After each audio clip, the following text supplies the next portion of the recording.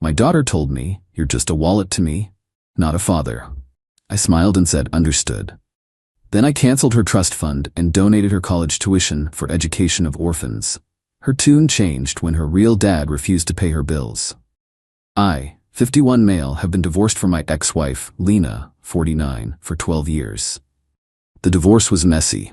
She had a long-term affair with a man named Greg, 50, who she subsequently moved in with and eventually married. I got hammered in the divorce. Despite the infidelity, the court leaned heavily in her favor. I paid significant alimony for a decade, which just ended last year.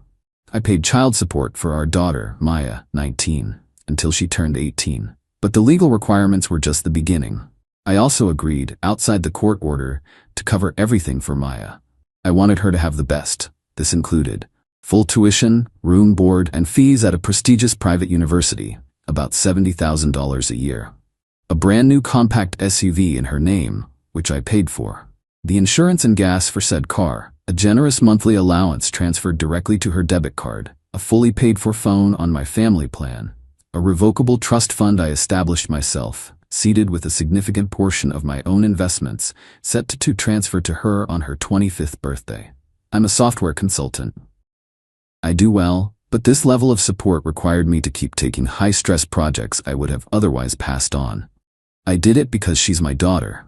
Lena and Greg, meanwhile, live a bohemian lifestyle. Greg is a sculptor who sells maybe 2 pieces a year. He's been the fun dad, while I've been the check-writing dad. I lived with this. I accepted it. Until last Friday, Maya was home for a weekend visit, which was rare. Usually, she's too busy. She came over to my house, earbuds in, barely making eye contact. "Hey Maya, how are classes?" She shrugged. "Fine. Just fine. That's good. Hey, I was looking at the preliminary budget for my next project, and..." She yanked her earbuds out. "Oh my God, can you not? I just got here. I literally just need to pick up my allowance. Can we just get this over with?" I felt that familiar cold prickle. "Maya, I'm just trying to talk to you. I'm your father." She actually laughed. A short, barking laugh. "My father? Greg is my father. He's the one who's there for me. He helps me with my art projects. He talks to me about my life." She stepped closer, her face set in that look of pure, unadulterated teenage contempt, a look I'm sure her mother practiced in the mirror. "You want to know what you are?" she said, her voice dripping with scorn. "You're a wallet. You're just a wallet to me, not a father. You're the ATM. And honestly, you're not even a very good one. You're always budgeting or planning projects. Greg says if you really loved me, you wouldn't have to budget my allowance."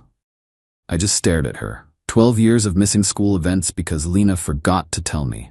12 years of her real dad Greg using my money to take her on vacations I couldn't afford because I was paying for his life. All the hurt, the frustration, the exhaustion, it just vanished. It was replaced by a sudden, cold clarity. The machine was broken. The transaction was over. I smiled. A small, tight smile. Understood. I walked to my desk, took the pre-written check for her monthly allowance out of the drawer and handed it to her. "Here you go," I said. My voice was perfectly calm. She snatched it. "Finally. I'll see you at Christmas maybe." "I wouldn't count on it," I said, still smiling. She rolled her eyes and left, slamming the door. I sat at my desk for a full 10 minutes. Then I picked up my phone. My first call. "Hi David, it's Paul. I need to start the process of dissolving the revocable trust I set up for Maya." "Yes, the whole thing. I want to liquidate the assets and transfer the principal to my personal portfolio." "Yes, I'm sure." University Bursar's office. "Hello, my name is Paul Kincaid. I'm the primary account holder for student Maya Kincaid. I need to cancel the current payment plan for the upcoming spring semester. Yes, I'm canceling all future payments. She will be responsible for the tuition bill moving forward. Can you confirm the balance will be directed to her, not me?" "Excellent. My bank, 529 College Savings Plan. I was the owner of her 529 plan. The funds were significant.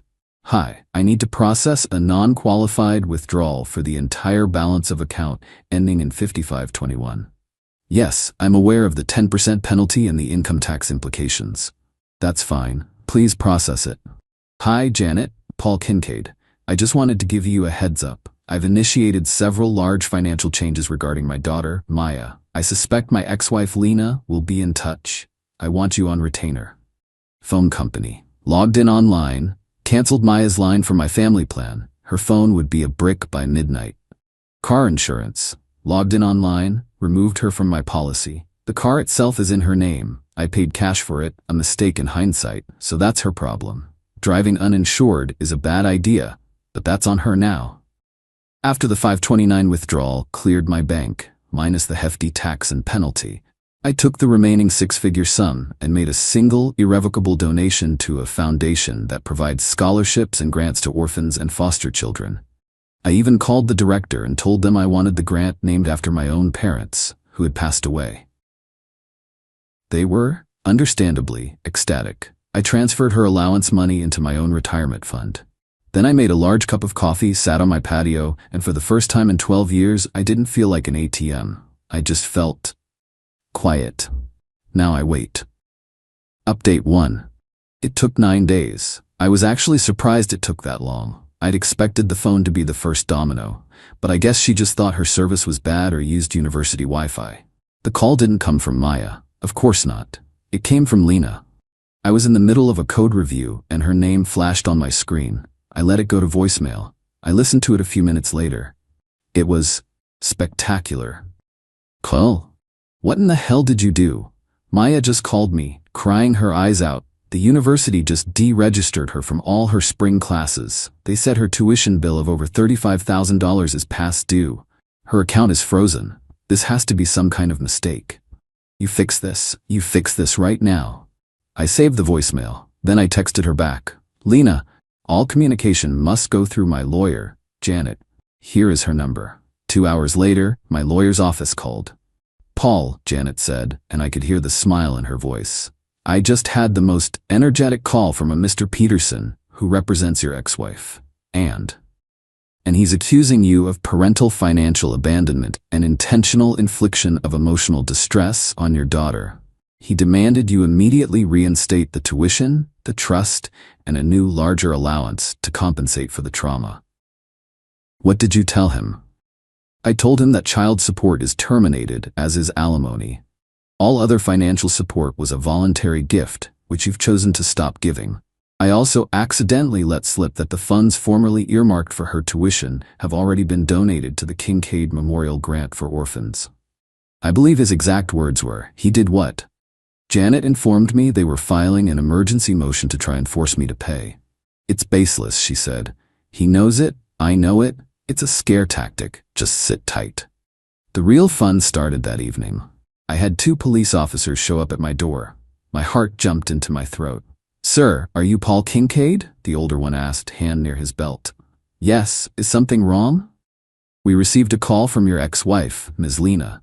She's concerned for your welfare. She said you've been acting erratically, liquidating assets, and that she's afraid you're having a mental breakdown and might be a danger to yourself. The unstable man card. A classic. I had to bite my cheek to keep from laughing.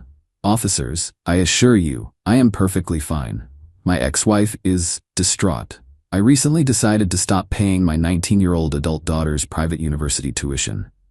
The erratic liquidation she's referring to was a donation I made to a charity.